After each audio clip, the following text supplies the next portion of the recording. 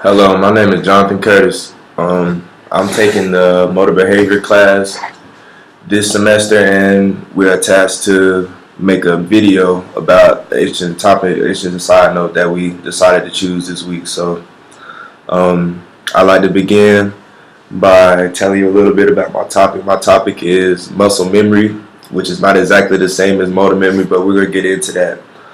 Um, According to Professor Jeffrey Hobbs, muscle memory is usually a term that is mistaken for motor memory, which is defined as remembering how to perform motor skills even after long periods with no practice.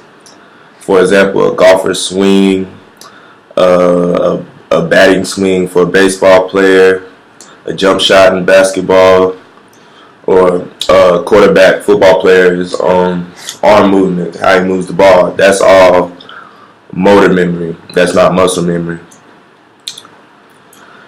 On the other hand, muscle memory is the ability for muscles to revert back to a hypertrophied state, meaning that your muscles enlarge its component cells, making the muscles grow as far as the cells building up in your arms and your legs and all your other muscle structures to make them get back to their same physical state that they were in, per se. Excuse me. Unlike hyperplasia, in which muscles stay the same and cells increase in numbers, muscle memory is an important trait that allows our body to recover from injury, periods of detraining, or atrophy. I would like to get into a few techniques to help explain how muscle memory can be beneficial when it comes to injuries.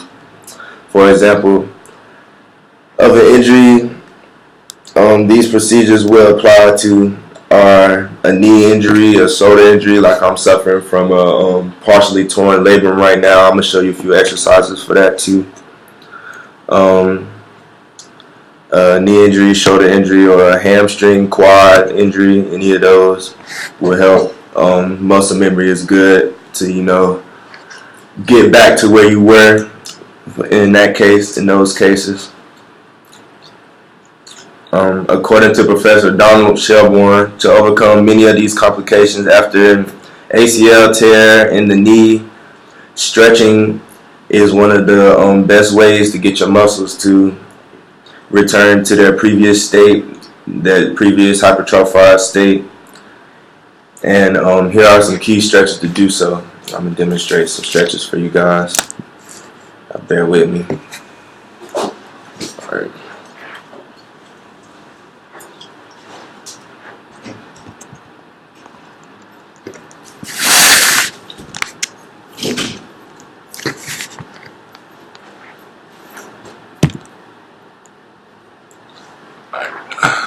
The first stretch I would like to show y'all is the sit and pull stretch for an ACL tear.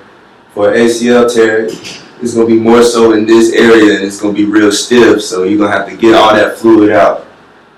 So you're pulling it up, stretch and pull. Hold for about 10 to 12 seconds at a time. Sit, count it out.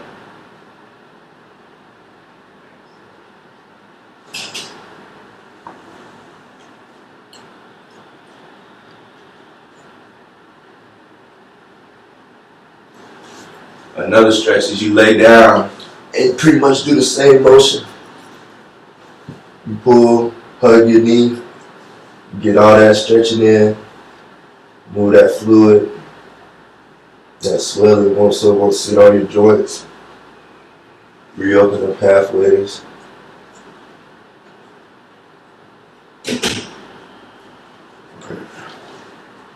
And you get on your back, same thing. Pull it as far as you can, preferably to your hind parts.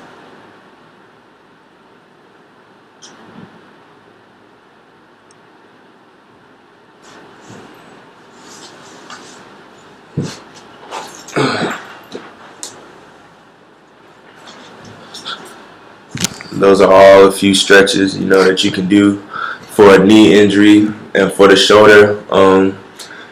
I would recommend, as well as, you know, for what I've learned with my injury, is using a stress band to, and holding it in ways where you work that joint, get that swelling off, so your muscles and everything will be able to get back to their previous form even after sitting or not being able to play for a while or not being able to work out because of your injury, Alright. But moving on, another way muscle memory can be effective is when experiencing long periods of detraining. According to Professor Alan Haken, detraining can be harmful to an athlete, but there are explosive exercises that make up for large gains in the training process after experiencing less time in the gym or just not being able to get in, or you know how that goes. A good example of one of these exercises are squat jumps. These type of exercises are also good to use in case of atrophy, which usually occurs in more older and elderly people, according to Christian Lewenberg. Body tissue, in this case muscle tissue, is good for, these are good for your body tissue, in this case muscle tissue, because it wakes up the muscles, after you haven't been playing for a while. It's a good exercise to do where you're still getting a lot of work in, but it's not too much work. So it's really more so of you just tuning up, getting ready to get back into it. And I'm going to show you a few examples of squat jumps that assist with both atrophy and also detraining.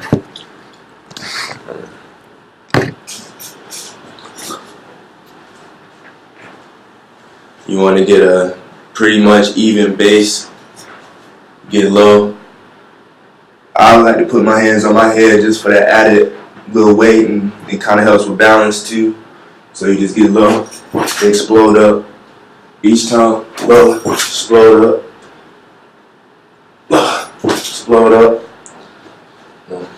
Do that a good few sets of whatever is comfortable with you. Don't overdo it and don't underdo it as well. Athletes should know their limits, as far as everyone should know their limits, especially after coming off of an injury or just not being in the gym so much. It's easy just to take baby steps, work your way back up to where you once were.